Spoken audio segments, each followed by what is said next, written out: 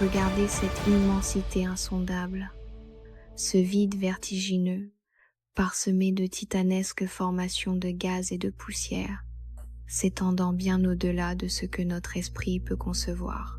Longtemps, l'humanité a levé les yeux vers ces espaces infinis avec un sentiment d'étrangeté et de séparation, comme si nous n'étions que de fragiles exilés jetés sur une petite roche isolée. Pourtant, ce silence abyssal n'est pas un désert étranger. Il est notre berceau. Il murmure la plus ancienne, la plus grandiose des histoires, notre propre genèse. Il y a des milliards d'années, dans le creuset d'un univers naissant, l'espace lui-même s'est embrasé.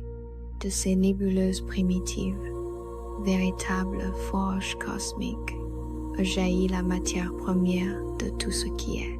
Comme l'a si magnifiquement décrit le physicien Richard Feynman, nous devons regarder l'univers non pas comme une entité extérieure, mais comme notre propre chair.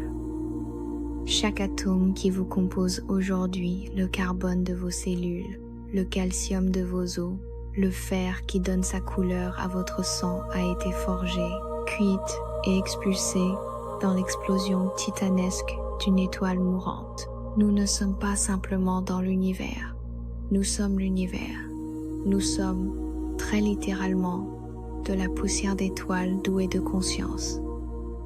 Contemplez la vaste étendue d'un océan soulevé par la nuit.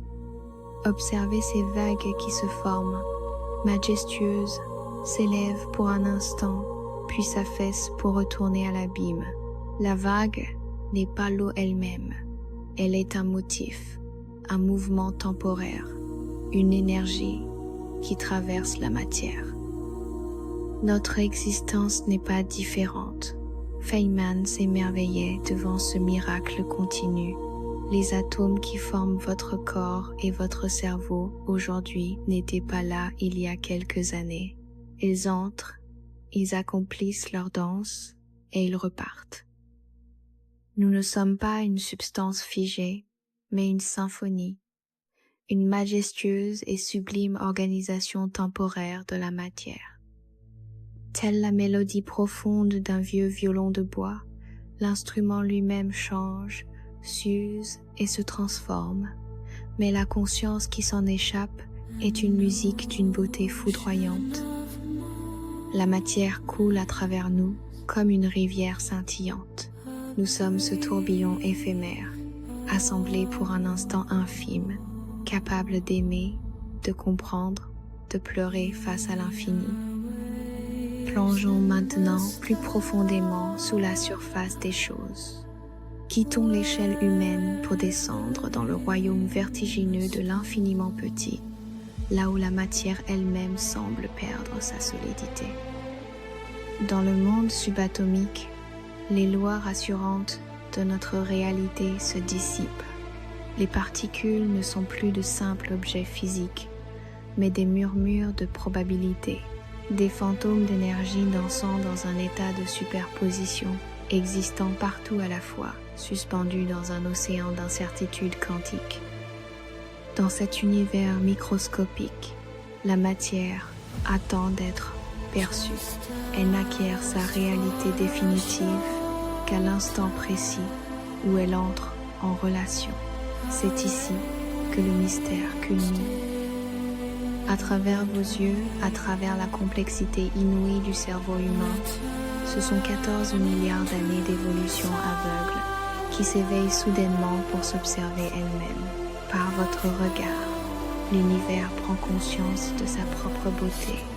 Nous sommes le cosmos qui se contemple dans un miroir quantique. Alors, que signifie la fin de ce voyage individuel? Que se passe-t-il lorsque cette magnifique organisation temporaire finit par se dissoudre? Il n'y a là aucune tragédie, seulement l'accomplissement d'une poésie absolue, la loi la plus fondamentale de la nature. Rien ne se perd, tout se transforme. La grande danse cosmique reprend simplement ses droits. L'énergie qui vous anime, la chaleur de votre présence, la matière de votre corps, tout cela sera doucement redistribué. Sous la pluie bienfaisante, qui nourrit un sous-bois endormi, vos atomes deviendront la sève puissante d'un arbre gigantesque, la respiration d'une feuille humide, la brume qui s'élève au-dessus de la canopée. Vous retournerez à la terre nourricière pour, au bout du cycle, retourner aux étoiles.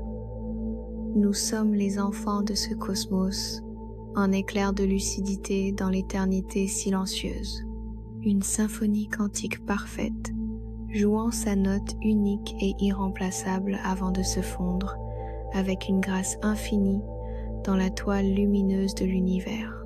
Nous sommes un atome dans l'immensité, et une immensité d'atomes. Ce n'est pas une fin, mais une magnifique invitation. Levez les yeux vers les étoiles, et laissez le mystère de notre destinée cosmique inspirer vos prochaines découvertes. Notre grand voyage ne fait que commencer.